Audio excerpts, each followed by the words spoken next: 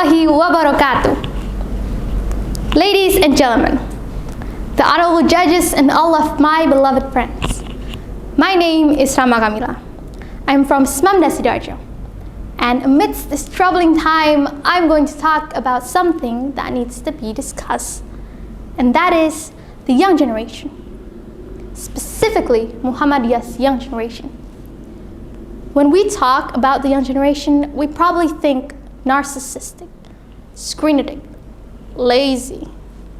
Every young people listening would probably have heard the sentences like, why don't you go out for once, sitting inside with your phone?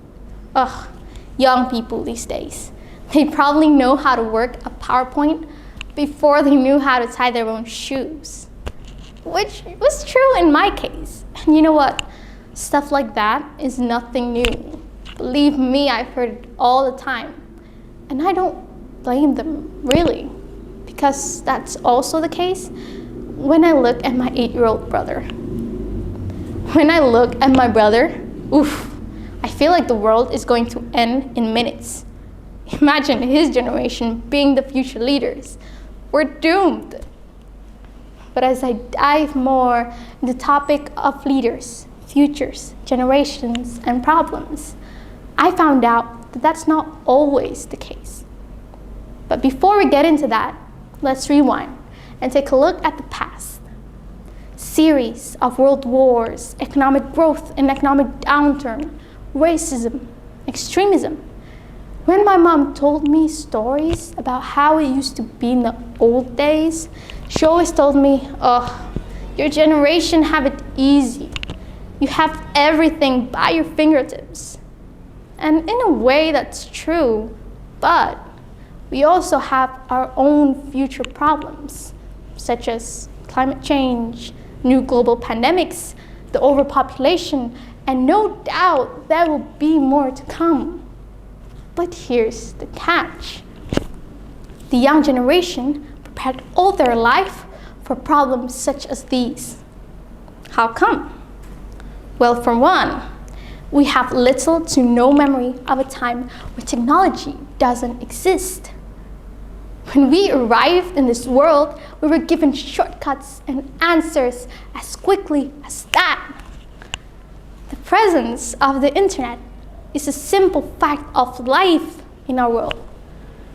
The heart of a leader, the brain of a thinker, the familiarity with technology.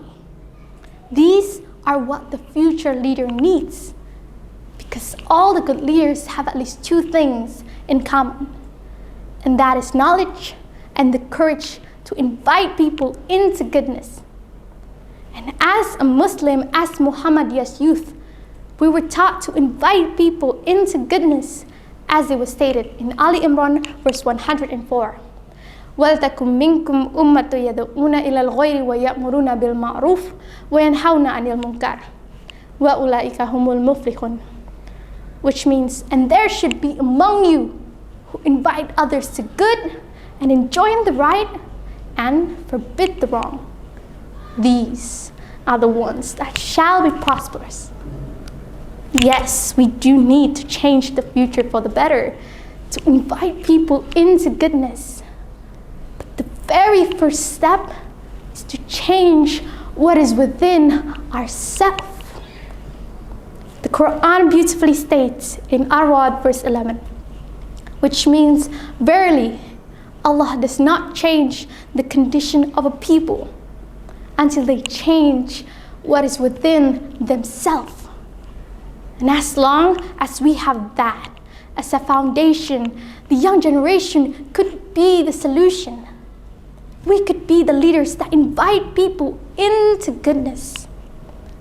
The young generation needs to step up so that potential could fully bloom and we could build miracles and be the enlighters of adversity. So, trust the young generation and give them the same foundation. Trust the young leaders and invite them to make change. So, the next time we see younger people, what we should do is invite them to make even the smallest change, discuss, and light the fire inside, make them passionate about the future, for it is their duty to be the leaders that we need.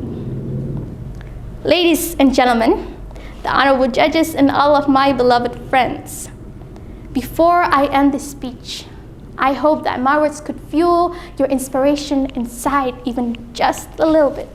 And maybe, just maybe, it could push you into making even the smallest change.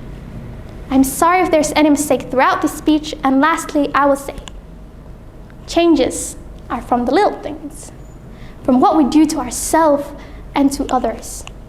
So be the changes you see in the world. Wassalamu alaikum warahmatullahi wabarakatuh.